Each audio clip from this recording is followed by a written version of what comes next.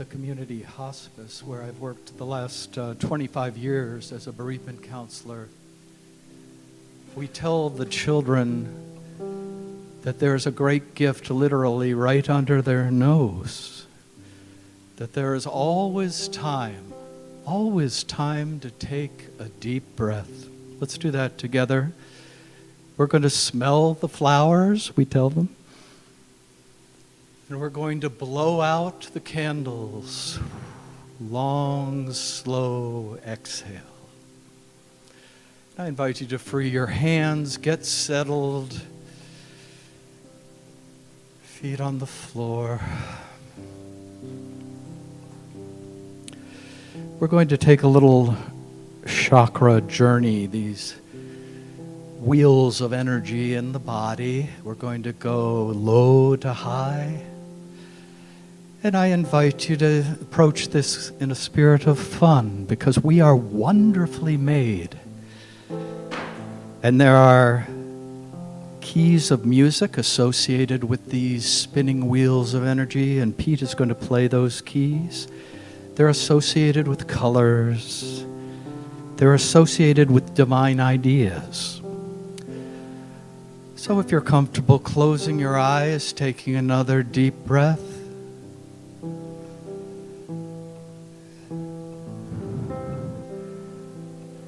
if you would focus your attention on the root chakra, which is at the base of your spine.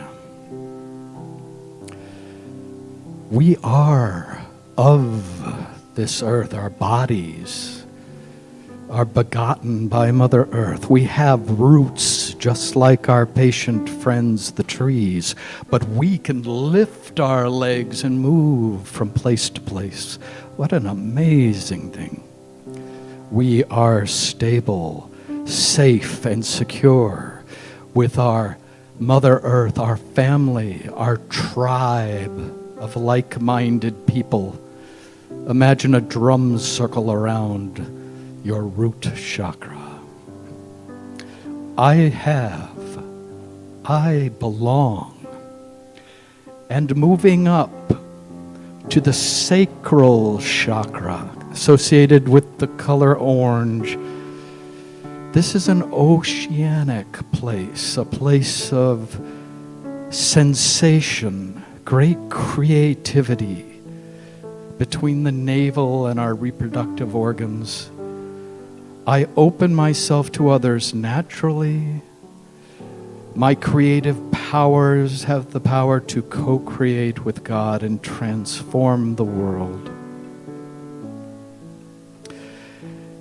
And moving up to our solar plexus, the third chakra, the color yellow.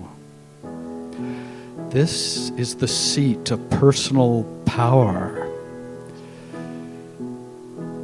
associated with the words, I can. I accept myself completely. I am full of radiant light and energy. My personal power is growing stronger each day.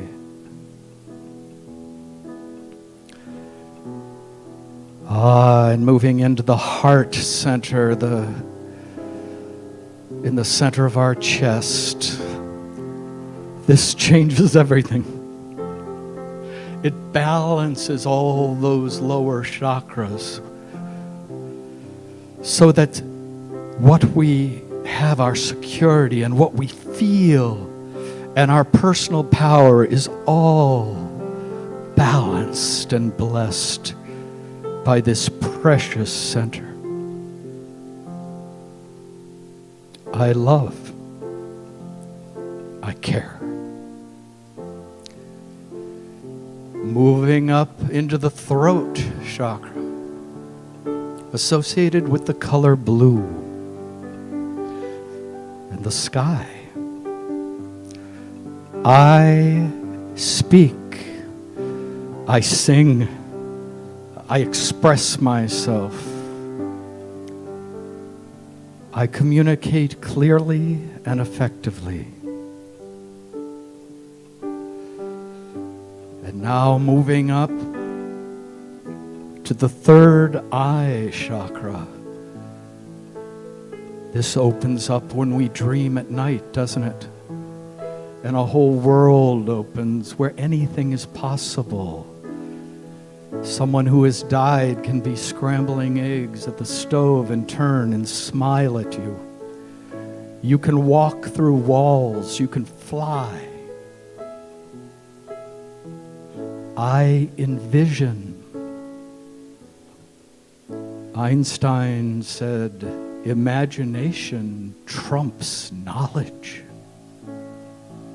The power to envision.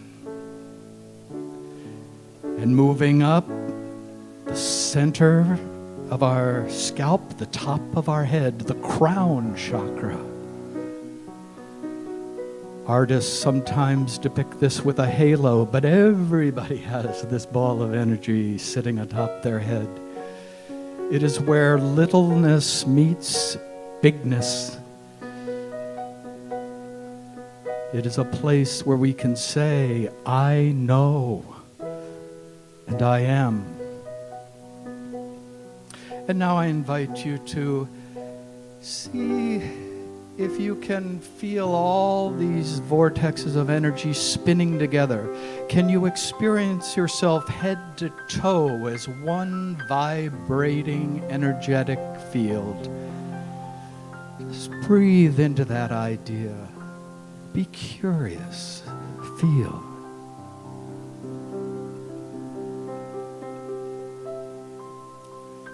We'll take a few moments in silence and enjoy it.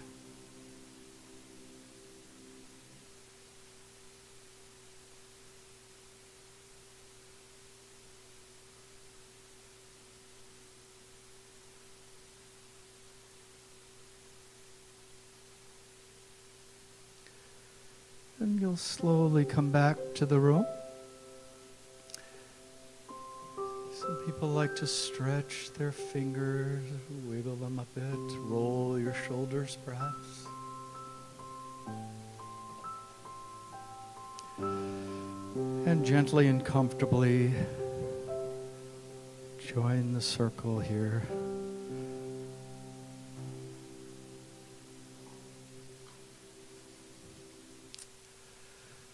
Hello again.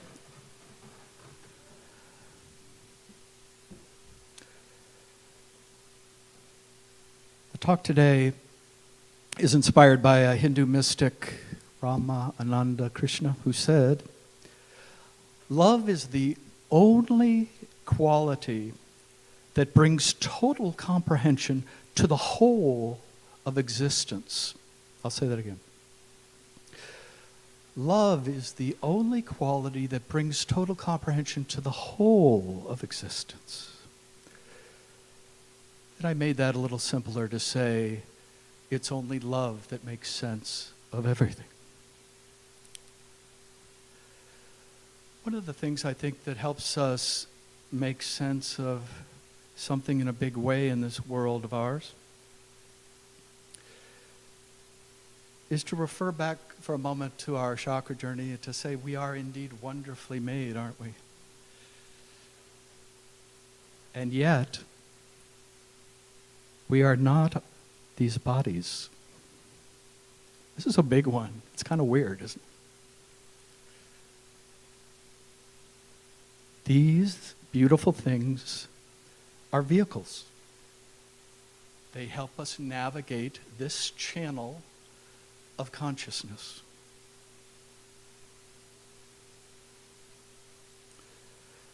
Cat Stevens had a line, you may remember, Lord, my body's been a good friend, but I won't need it when I reach the end. When I was between 2 and 3 years of age, I got away from my parents at the beach. And I remember, I can see it clear as day, my little feet running through the sand, and I was happy as a clam. I found a ladder. And at low tide, you'd plop into the sand, but at high tide, which it was in my story, you'd go into the water.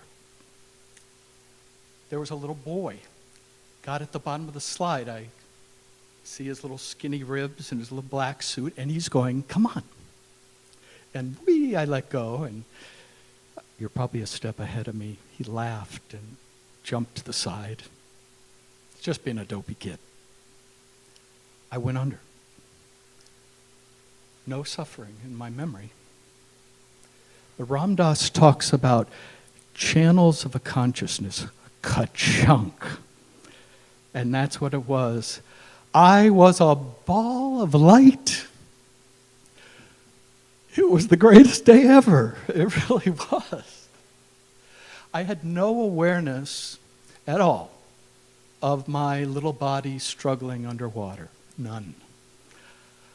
I felt 2 years old and 200,000 years old at the same moment. Utterly happy. Totally comfortable. And then, ka-chunk, I'm back in the ocean, but I'm seeing my little body about 12 yards away under the arm of my aunt. And I recognize her because her head is turned and she's wearing one of those, remember those little white swimming caps that go under your chin? And she had a very distinctive nose, so I know it was my Aunt Louise. And her mouth is moving kind of angrily, but it's like this volume on a television is turned down. That's where my memory stops. Now, had I died, my poor parents, it would have been a tragedy. I can't imagine the guilt I have to live with. And if there was a story written that day, it would be kind of tragically written. And I'm not about to make light of that, because the shortest word in all of Scripture, someone know it? The phrase? Jesus wept. And why did he weep? He was grieving. His beloved friend had just died. So, ka-chunk, that level of consciousness, yes, would have been awful. But the headline, from my perspective, should have been, I'm great, I'm okay, I'm more than okay. We are divine, immortal, magnificent, innocent spirits of love and light. That's the headline, isn't it? We're going to sing a song in just a bit that has the words, come to light. There's two ways to think of that. One is, the light's out there and I come to it, right? But there's also the idea of come to light, of something that emanates, something that radiates from within. And I'd suggest that's the sweet spot. Jesus said, you are the light of the world. Disciples must have been thinking of heaven out there somewhere, not in here, as a huge, gigantic place. A beautiful man said, the kingdom of heaven is inside of you. Mind-blowing stuff. The poet Rumi, 900 years ago, said, you are not a drop in the ocean. You are the entire ocean in a drop.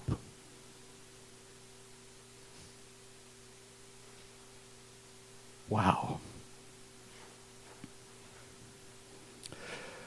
One thing that has made more sense through love for me lately is when I was a kid, I always heard about how the angels just love us to death. They adore us. They fall all over themselves to guard us and guide us. And I used to go, really? I mean, I'm not trying to be overly humble, but Jimmy Cricket, why? But doesn't it start to make more sense when the divine light, the kingdom of heaven, is inside of us? So they go, oh, what an honor. Look at God taking her first steps. Look at God falling in love. It starts to make sense, doesn't it?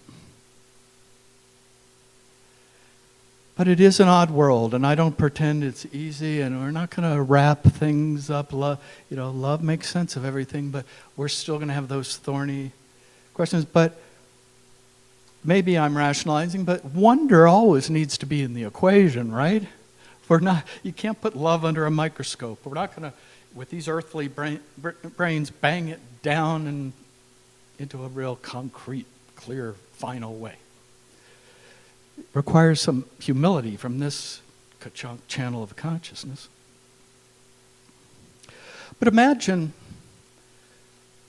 like the book of Job, when God's having a conversation with someone. Imagine this voice saying to God, maybe a little smugly, I hear you know everything. You're everywhere. You're all powerful. And you go, love is patient and kind. It doesn't puff itself up. So God doesn't go, yes, I am. God kind of just nods once. Muhammad Ali said it ain't bragging if it's true. He said, I am the greatest. So God said, yeah. He says, I know something you can't do. I know something you can't be. God said, what is that? You can't be imperfect. You can't fall on your face. You can't not know everything. You can't grieve. And God says, oh yeah? Watch this. Ka-chunk. And here we are.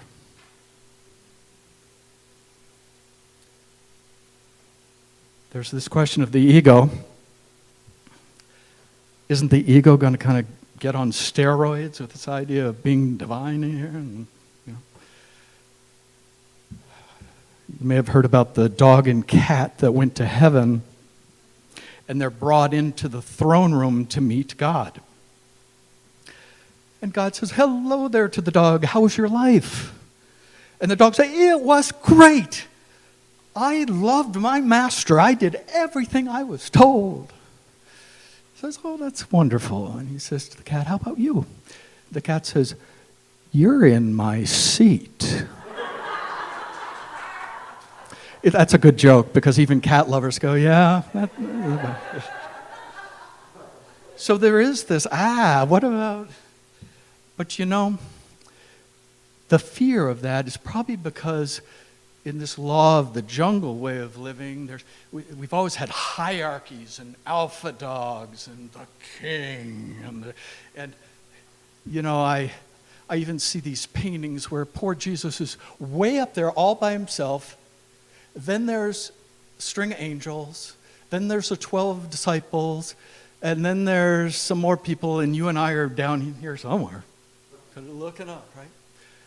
God doesn't seem to like hierarchies. He's like King Arthur, built a round table. We might not realize what a paradigm shift that was in the story. But you always had the head honcho at the head of the table. And on his right hand, or her right hand, if it's the queen, there was this person who was real powerful too. And on the left hand, that was pretty powerful.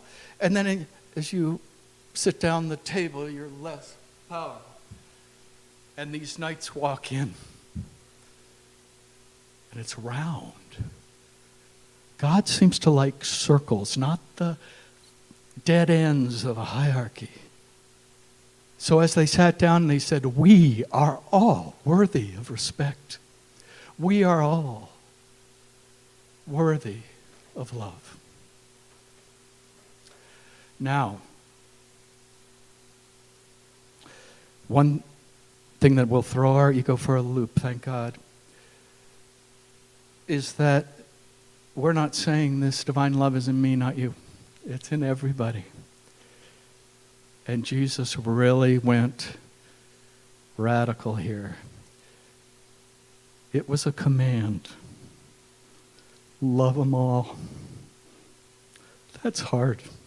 But if you want love to make sense of everything, it's the way to go. And it will quiet down the ego. In Unity, I've never heard anyone talk about killing or slaying the ego. I always thought that was a little intense. And frankly, not real loving. I mean, our poor ego, we're little in a big world, and we're trying to make sense of it, and we're trying to fit in and get good stuff and avoid bad stuff, and our ego is our little navigating device. But when we open, like that littleness connection to bigness, the paradox, we can begin to let the ego more and more calm down and retire, maybe, one day. Lay on a beach in Florida. We can have compassion. I'll end with a little gift for you. I know in Unity, I've never heard Unity say that our feelings are the problem. And we tell those grieving children, one, you have to accept what's happened, that someone has physically died, because it's crazy making if you don't. The next thing we say is feel what you feel. If we don't squelch feelings, if we don't drink and drug them and numb them and avoid them and try to outrun them, they're waves. They'll just intensify a bit, and they'll always, always, always come back down and calm. So it's not about our feelings. Reverend Jim here used to say, make friends with your feelings. When I was young, I was totally out of touch. Someone would say, what do you need? And I'd go, what do I need? I don't even understand the question. But I've really come to appreciate that we are all that second chakra. We are all emotional creatures. But where the trouble is right here. We do need to exercise caution, mindfulness, self-discipline, because we've all heard this makes a terrific servant to navigate the world and a terrible master. I can tell you when I was floating in that bliss, this mind was completely quiet. So here's something you could try. You're going along, you're getting uptight, your stomach is squeezing. Here's what you do. You say, I am freeing myself. I am seeing myself freeing myself. I choose fill in the blank. I choose to be here now and enjoy my day. It's like riding a bike. You'll be wobbly. I guarantee if you practice it, it is awesome. I was driving the other day and was imagining having an accident. And I look around, there's no danger, no reason for that. I was going, where'd that come from? But rather than try to analyze it, I just said, I am freeing myself. I am seeing myself freeing myself. I choose safety, sanity, and happy endings. It's pretty much good to go after. And if you can take action to reinforce that, that's great. Let's finish with a prayer together. This is attributed to St. Teresa of Avila, 500 years old. It rings like a bell, like as modern as can be. Here we go. May today there be peace in me. May I trust I am where I'm meant to be. May I not forget the infinite possibilities that are born of faith. May I use the gifts that I have received and pass along the love that is given me. May I be content knowing I am a child of God, a child of God. And may this presence now settle in my bones and allow my soul the freedom to sing, dance, praise, and love. It is here for each and every one of us. For each and every one of us. Amen.